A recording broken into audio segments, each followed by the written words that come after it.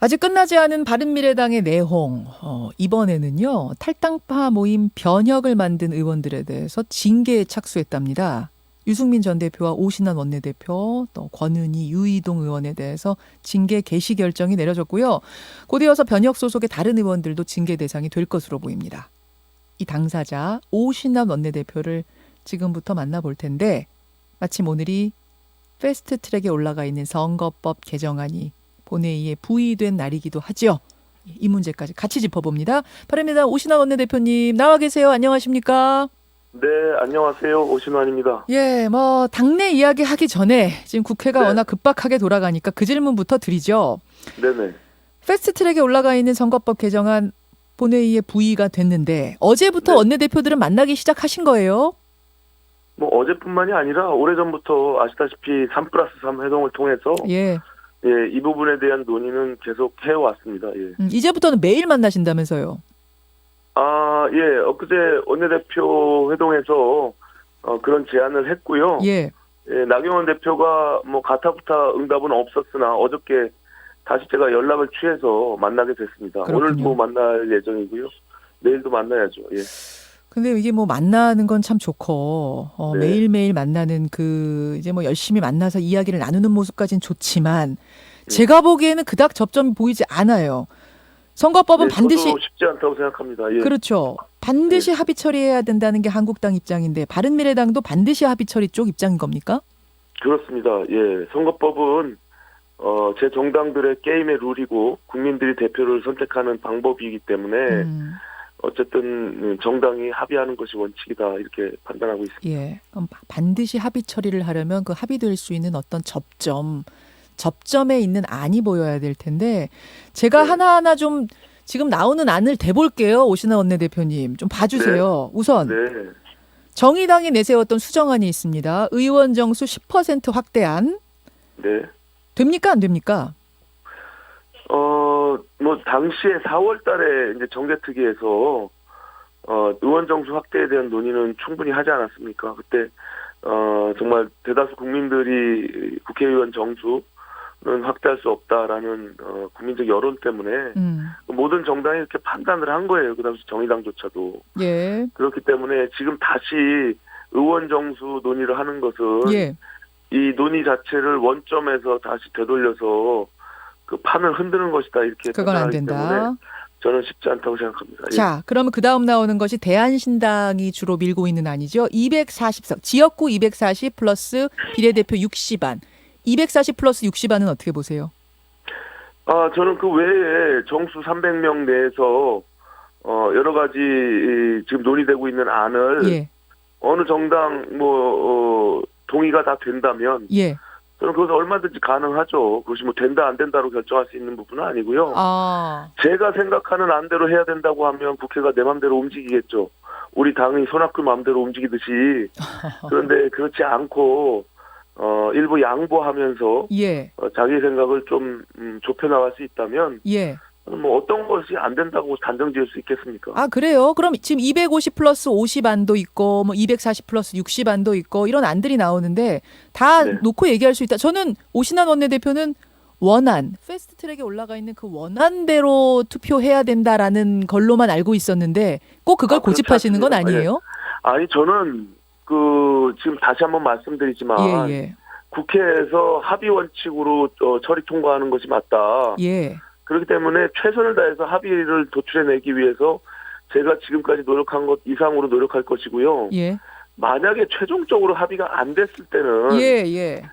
패스트 트랙이라는 입법 취지에 맞게 4월에 지정한 그 법안대로 그것을 정면 돌파하는 그것이 양심에 따라 국회의원들이 투표를 통해서 결정하는 것이 마땅하다 이렇게 보는 거죠. 그런 말씀이신 거군요. 합의가 예, 예. 최종적으로 안 될 경우에는 원안대로 가자. 네. 근데 그 원안대로 갈 경우에는 표결에 붙인들 이게 통과될 가능성이 상당히 낮기 때문에 결국 이런저런 수정안들이 지금 나오는 거 아니겠습니까? 4월 달에 왜 그 난리를 피우고 그 225대 75를 지정했습니까, 그럼? 그거는 말이 안 되죠. 자기가 부족하고 미비했다는 것을 국민들께 인정하는 꼴뿐이 안 돼요. 국회의원들 100여 명을 고소고발하고 국회를 그렇게 난동을 부리면서 난리를 폈는데 그 당시에는 그것이 그냥 장난입니까? 그것을 그냥 225대 75로 왜 지정을 했죠? 예. 그 가능하지도 않은 걸 왜 지정했습니까? 저는 도저히 이해할 수가 없는 정당사에 오점을 남기는 것이다.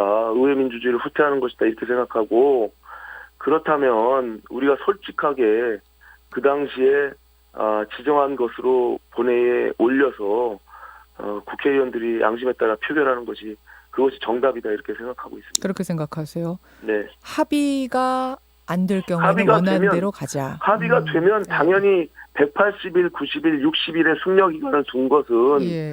정당들이 합의를 하라고 그렇게 시간을 둔 겁니다. 예. 합의가 되면 수정안을 올릴 수가 있죠. 자, 그런데 지금 한국당의 황교안 대표는 지금 단식 중입니다. 황교안 네네. 대표가 단식 중이기 때문에 그 당 의원들은 이거 갖고 합의하자 뭐 이런저런 거 논의해보자라고 나서기가 쉽지 않은 현실인 거 사실이잖아요. 뭐 현실은 그렇습니다만 그렇습니다. 그렇기 때문에 제가 나경원 대표를 통해서 들은 바는 예. 황교안 대표께서도 합의할 수 있는 부분들에 대해서는 노력을 하라고 언급했다고 들었습니다. 그리고 나경원 대표도 최종 끝까지 합의를 하기 위해서 저희가 만남을 갖는 것이고요. 저는 뭐 정치가 끝까지 가능성의 예술이기 때문에 마지막까지 최선을 다해보겠다 이런 말씀을 드리겠습니다. 황교안 대표가 그런 지시를 내렸다고 해요. 합의를 어떤 걸 양보할 건 양보하면서 합의를 좀 도출해보자라는 이야기를 그 텐트에서 했다고요. 뭐 당대표라고 해서 지시한다고 원내대표가 듣는 건 아니겠지만 예. 지시라는 표현은 맞지 않는 것 같고요. 어쨌든 그런 뜻을 최종 끝까지 합의하겠다라는 생각을 안 갖고 있는 사람들이 누가 있겠습니까? 다만 한국당이 주장하는 바가 너무나 합의하기에는 어렵기 때문에 한국당은 비례대표 아예 없애자는 거잖아요. 제로 아니잖아요. 그것은 뭐 그 당시에 좀 다소 무리가 있었다. 예. 대다수 한국당의 의원들도 그렇게 판단하고 있고요. 예. 지금은 그것을 100% 고집하고 있는 것은 아닙니다. 그래 그럼 한국당과 어떤 합의가 가능할 거라고 보세요? 한국당과만 합의해야 되는 것이 아니고 저는 민주당도 같이 합의해야 된다고 생각합니다. 물론이죠. 물론 다른 당도 다 같이 합의해야 됩니다만. 바가 지고지순한 진리는 아니기 때문에 모든 부분에서 양쪽이 양보하고 또 저도 동의하는 과정 속에서 합의가 이루어질 수 있다 이렇게 생각합니다. 만약 그럼에도 불구하고 이게 시한이 정해져 있는 일이기 때문에 그 시한 안에 합의가 이루어지지 않는다면 모든 당이 만족하는 합의가 이루어지지 않는다면 지금 여당인 가장 다수당인 민주당은 그대로 표결에 붙이겠다는 겁니다. 아마 수정안이 될 것 같습니다. 그 수정안이 뭐가 될지 모르지만 수정안으로 붙이겠다는 입장인데 그럴 경우에 어떻게 하시겠어요? 저는 분명히 반대 입장을 표명했고요. 그거는 의회 민주주의를 다시 거꾸로 되돌리는 것이다. 저는 그렇게 생각합니다. 왜냐하면 5분의 3이라는 의원들이 당시에 제1야당을 배제하고 또 그 외에 반대하는 의원들을 배제하고 밀어붙인 거 아닙니까? 그런데 그것을 똑같이 합의되지도 않은 상태에서 그 사람들이 또다시 수정안을 내서 밀어붙인다는 것은 그거는 정말 제가 봐서는 스스로가 부족하다는 점을 국민들께 솔직하게 고백하는 것뿐이 아니다. 그거는 옳지 않다라고 생각합니다. 근데 그분들 말씀은 이제 그거잖아요.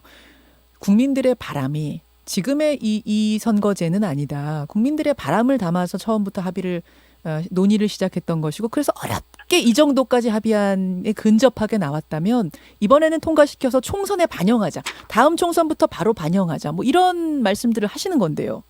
국민들의 바람이라는 게 어느 국민들의 바람인지 잘 모르겠으나 그와 반대되는 또 바람을 갖고 있는 사람도 있습니다. 의회 민주주의를 지키고 이렇게 다수가 힘으로 밀어붙여서 선거 룰을 바꿀 때 또다시 이 정권이나 다수당이 영원 불변한 게 아니잖아요.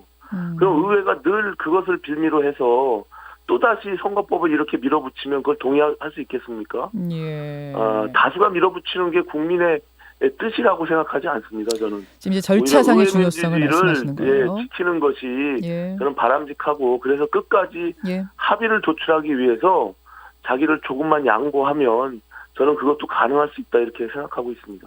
그럼에도 불구하고 전체가 합의되지 않은 상태에서 표결이 이루어진다면 그때는 필리버스터에 나서겠다 그런 말씀하셨네요. 유승민 의원 같은 경우는 그런 말씀하셨는데 오 원내대표는 어떻게 생각하세요? 반대 표시를 하기 위한 하나의 정치적 행위이기 때문에 국회법에 부여된 그렇기 때문에 반대하는 입장에서 필리버스터를 할 수 있는 것은 너무나 당연한 절차라고 생각합니다. 그 과정에서 한국당과 공조를 하는 겁니까? 이 합의가 이제 안 될 경우. 필리버스터 관련해서 한국당과 의논해 본 바는 없고요. 예. 저희는 저희대로의 입장을 표시한 거고, 그것을 한국당도 같은 생각으로 필리버스터를 하겠다고 하면, 그거는 그 당의 판단에 따라서 하게 되는 것이겠죠. 반드시 필리버스터뿐만 아니라 이 국면에서 한국당과 바른미래당이 공조하느냐 안 하느냐 이것도 굉장히 지금 많이들 주목하고 있는 부분이에요. 유승민 의원이 어제 황교안 대표 텐트에 찾아가기도 하고 해서 말입니다. 네, 막을 수 있는 최소한의 방법을 찾으려고 노력할 것이고요. 다만 저희는 그걸 물리적으로 막거나 들어놓을 수 있는 방법은 없잖아요. 예, 예. 네, 저는 그런 방식은 아니고 어쨌든 법 절차에 따라서 할 수 있는 최선의 방법들을 동원하고 예. 또 개별 의원들의 양심에 호소할 수밖에 없다. 저는 그렇게 생각합니다. 필리버스터 그다음 의원직 총사퇴 최후의 수단으로 총선 거부 이런 것까지도 고려하세요? 저희는 그런 것 고려해본 적이 없습니다. 그건 아닙니까? 알겠습니다. 예, 일각에서는 일각까지도 해야 되는 거 아니냐라는 이야기가 나와서 총선 거부, 의원직 총사퇴 그런 거까지 그거는 제가 한국당의 일부 소수 의원들의 목소리가 예. 흘러나올 수는 있겠죠. 근데 예. 그거는 말씀드린 대로 개별 의원들의 개인적인 생각이지. 예. 그것이 한국당을 대표하거나 아니면 다른 반대하는 정당을 대표하고 있지는 그건 아니다. 예, 예. 이 국면에서 한국당과 공조해야 된다는 것에 대해서는 개인적으로는 어떤 생각이세요? 공조라는 것이 공조해서 그 뜻을 관철시킬 수 있다면 협조하고 공조할 수 있겠죠. 근데 어쨌든 그 판단들은 개별 정당에서 판단해서 그것을 행동에 옮기는 것이지 공조가 꼭 해야 된다 말아야 된다 이런 생각을 갖고 있지는 않습니다. 예. 알겠습니다. 오신환 원내대표 바른미래당 원내대표 만나고 있습니다. 당 얘기로 좀 가보죠. 그나저나 당 윤리위원회가 지난 22일에 회의를 열고 오신환 원내대표, 유승민, 권은희, 유이동 의원에 대한 징계 개시 결정을 했다라고 알려졌는데 통보는 받으신 거예요? 네, 엊그제 의원실로 보냈더라고요. 받으셨어요? 이유는 뭔고 하니 당의 원내대표란 사람이 탈당을 전제로 신당 창당 준비하는 모임의 대표 맡은 게 이게 해당 행위다. 이런 이유거든요. 어떻게 생각하십니까? 당의 원내대표는 개별 의원들이 선거를 통해서 뽑은 대표입니다. 의원들의 대표. 예. 예, 다수가 저를 지지하고 있고, 예, 그 상황 속에서 적법한 절차를 통해서 원내대표가 되고 국회법의 절차에 따라서 제가 원내대표 지위를 지금 보유하고 있는 것이죠.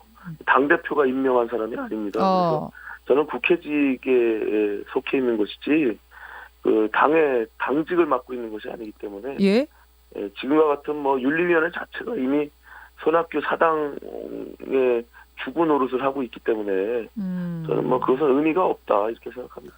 근데 지금 그리고 우리 과거 정당사에 정치적인 이해관계 통해서 정당이 분당되고 또 쪼개지고 새롭게 개혁되는 그런 과정들은 우리가 지켜봐왔잖아요. 그런 과정에서 이 당이 사실상 처음에 창당되고 만들어질 때 그 당시 손학규 대표는 이 당에 있지도 않았습니다. 그렇게 따지면 이 당이 누구의 당입니까? 지금 하고 있는 손학규 대표의 사당화 그리고 정당사에 있지도 않는 이런 독재 정당을 만드는 그런 행태 자체가 오히려 윤리위에 징계돼야 되는 것이죠. 만약 12월 1일 윤리위에서 중징계 받고 원내대표직 상실이라는 결정이 내려지면은 그럼 어떻게 하실 생각이세요? 원내대표 상실을 누가 결정합니까? 의미가 없다, 무의미하다 이 말씀이세요? 저는 국회법 절차에 따라서 교섭단체 대표의 지위를 갖고 있는 것입니다. 정당에서 교섭단체 대표의 지위를 뺏고 할 수 있는 그런 상황이 아닌 거예요.